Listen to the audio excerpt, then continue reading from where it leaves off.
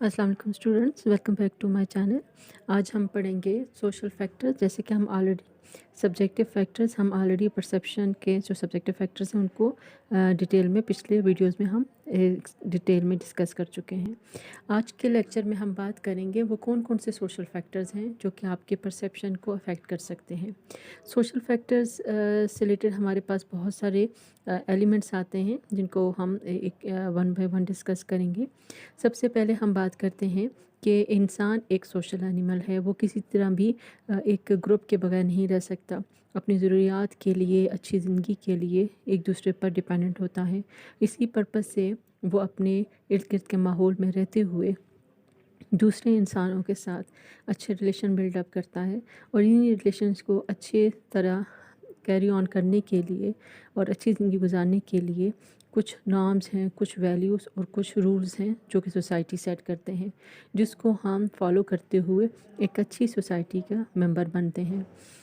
हमारे पास कुछ ऐसे फैक्टर्स हैं जो कि आपकी परसेप्शन को अफेक्ट करते हैं और ये सोशल फैक्टर्स कहलाते हैं। मींस कि ये फैक्टर्स हैं जो कि सोसाइटी की वजह से डेवलप होते हैं और सोसाइटी की वजह से हम कह सकते हैं आप पे इम्पोज होते हैं। कौन कौन से फैक्टर्स हैं? सबसे पहले हमारे पास आता है सोशल नॉर्म्स। सोशल नॉर्म्स हमारे पास वो रेगुलेशन हैं, वो प्रिंसिपल्स हैं, वो रूल्स हैं जो कि सोसाइटी हम पर इम्पोज करती है, जिसकी बेस पर हमें सिखाया जाता है कि कौन सी चीज़ ठीक है, कौन सी गलत है, कौन सा बिहेवियर हमारे लिए पसंदीदा है जिसको हमें प्रोड्यूस करना है और कौन सा ऐसा बिहेवियर जिसको हमने प्रोड्यूस नहीं करना। नेक्स्ट हमारे पास है एज नॉर्म्स। एज नॉर्म से मुराद हमारे पास वो इम्पॉर्टेंट सोशल नॉर्म्स हैं जो कि आपके एज ग्रुप के लिहाज से आप पर इम्पोज किए जाते हैं। जैसे कि बच्चों से रिलेटेड उन पर ये एक्सपेक्ट किया जाता है कि वो अपनी स्टडीज़ पर ध्यान दें, बड़ों का अदब करें, अपने काम ठीक तरीके से करें और एक्सेट्रा। इसी तरीके से हर एक इंसान के अपने ग्रुप, एज ग्रुप में की बिलोंगिंगनेस की बेस पर उन पे डिफरेंट नाम इस पर इम्पोज होते हैं, डिफरेंट ड्यूटीज़ और डिफरेंट ऑब्लिगेशंस होती हैं। जैसे एडल्ट्स के रिलेटेड जो उनसे उनसे जो ड्यूटीज़ एक्सपेक्ट की जाती हैं, जो उनसे उनकी एक्टिविटीज़ एक्सपेक्ट की जाती हैं, वो हम किसी तरीके से बच्चों से नहीं कर सकते क्योंकि वो इस एज ग्रुप में फॉल नहीं करते। तो हम शॉर्ट सा कह सकते हैं आपके एज ग्रुप में बिलोंगिंगनेस की बेस पर आप कुछ इम्प्लिकेशन, कुछ इम्पॉर्टेंट ड्यूटीज असाइन हो जाती हैं और वो आपके एज नॉर्म्स कहलाते हैं। सोशल वैल्यूज़ क्या हैं? सोशल वैल्यूज़ हमारे पास बहुत सारे वो इम्पॉर्टेंट फैक्टर्स हैं, वो स्टैंडर्ड्स हैं जो कि सोसाइटी हम पर हमें देता है किसी भी एक हेल्दी और प्रॉपर लाइफ के लिए। और ये हमारे पास वो वैल्यूज़ हैं जो कि डिफ़र करते हैं एक सोसाइटी से दूसरी सोसाइटी में।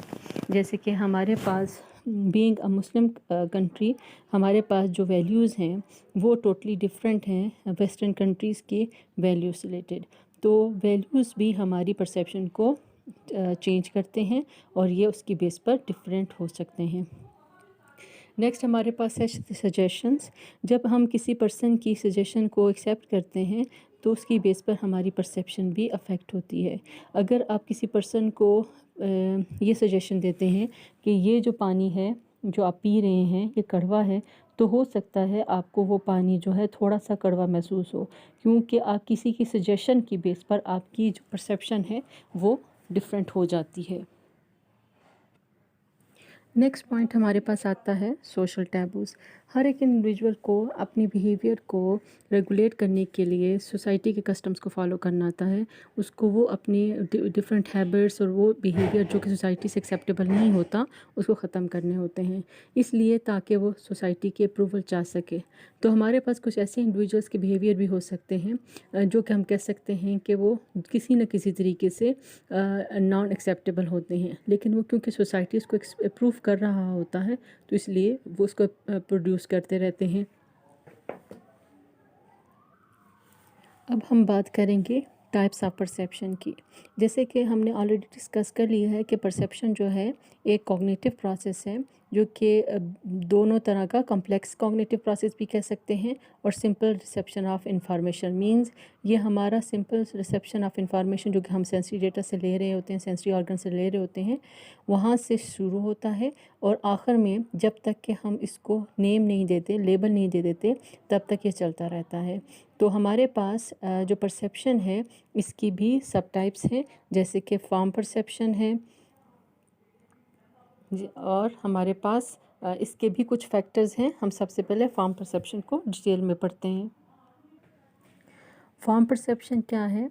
जैसे कि हम ऑलरेडी गेस्टाल्ट साइकोलॉजिस्ट ने के बारे में पढ़ चुके हैं। जैसे उन्होंने स्ट्रेस किया है कि हम जो लोगों को या जो हमारी परसेप्शन होती है ये हमारी डिटरमिन होती है डिफरेंट रूल्स या रेगुलेशन या ऑर्गेनाइजेशन लॉज की बेस पर।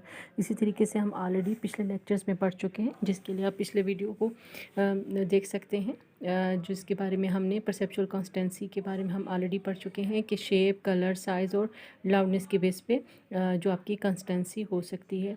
इसी तरीके से हम परसेप्चुअल ऑर्गेनाइजेशन के बारे में भी पिछली जो वीडियो में हम ऑलरेडी इसको डिस्कस कर चुके हैं, जिसमें जो लॉज हैं फिगर एंड ग्राउंड का, प्रॉक्सिमिटी का, सिमिलैरिटी का, गुड फॉर्म का, good continuity, closure, common effect वगैरह ये हम ऑलरेडी डिस्कस कर चुके हैं। दूसरी इम्पॉर्टेंट टाइप ऑफ परसेप्शन जिसको हम अभी डिस्कस करने लगे हैं वो है perception of movement. Perception of movement से मुराद है कि cognition of the moving objects, के मूवमेंट या मूव करती हुई ऑब्जेक्ट्स को हम किस तरीके से परसीव करते हैं, वो हमारी परसेप्शन ऑफ मूवमेंट कहलाती है। अगर हम किसी स्टिमुलस को देखें, अगर वो एक जगह से दूसरी जगह मूव करता है, हिलता है, हरकत करता है, तो इसको हम मूवमेंट कहते हैं। जब हम किसी ऑब्जेक्ट को देखते हैं कि वो मूव कर रहा है, जैसे प्लेन्स हैं, एनिमल्स हैं, बर्ड्स हैं या लोग हैं, तो हम इसको देखते हैं कि वो एक जगह से दूसरी जगह को हरकत करते हैं। तो परसेप्शन ऑफ मूवमेंट का मतलब है कॉग्निशन ऑफ स्टिमुलाई, जब उनकी पोजीशन जो होती है एक जगह से दूसरी जगह चेंज हो जाती है, तो हम परसेप्शन ऑफ मूवमेंट को एक्सप्लेन कर सकते हैं कि ये कॉग्निशन है मूविंग ऑब्जेक्ट की, कि मूविंग ऑब्जेक्ट को हम कैसे परसीव करते हैं। मूवमेंट को अगर हम फर्दर एक्सप्लेन करें तो हमारे पास मूवमेंट दो तरह की हो सकती है, एक रियल मूवमेंट है और एक अपेरेंट मूवमेंट है। रियल मूवमेंट में हमारे पास जो ऑब्जेक्ट है या जो स्टिमुलाई है वो अपनी पोजीशन चेंज करते हैं एक जगह से दूसरी जगह, जबकि अपेरेंट मूवमेंट में हमारे पास जो स्टिमुलस है या जो स्टिमुलाई है वो अपनी जगह चेंज नहीं करते, लेकिन वो हमें डिफरेंट एलिमेंट्स, डिफरेंट फैक्टर्स की बेस पर अपनी पोजीशन या अपनी जगह चेंज करते हुए नज़र आ रहे होते हैं। कुछ इम्पॉर्टेंट फैक्टर्स हैं जो कि परसेप्चुअल मूवमेंट में इम्पॉर्टेंट रोल प्ले करते हैं, जैसे कि स्पीड है, साइज़ है, डिस्टेंस है। सबसे पहले हम बात कर लेते हैं स्पीड की। वो स्टिमुलाई जो कि बहुत तेज़ी से मूव कर रहा होता है उसको हम आसानी से डिटेक्ट नहीं कर सकते।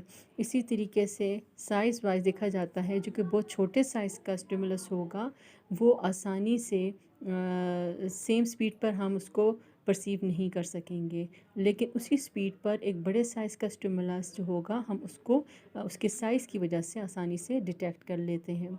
नेक्स्ट हमारे पास जो फैक्टर है वो है डिस्टेंस। जितने डिस्टेंस ज़्यादा होगी मूविंग स्टिमुलस की, हम उसको बहुत ही स्लोली मूव करता हुआ परसीव करेंगे, और जितना ज़्यादा करीब होगा कोई भी स्टिमुलस तो उसकी स्पीड हमें ज़्यादा महसूस होगी।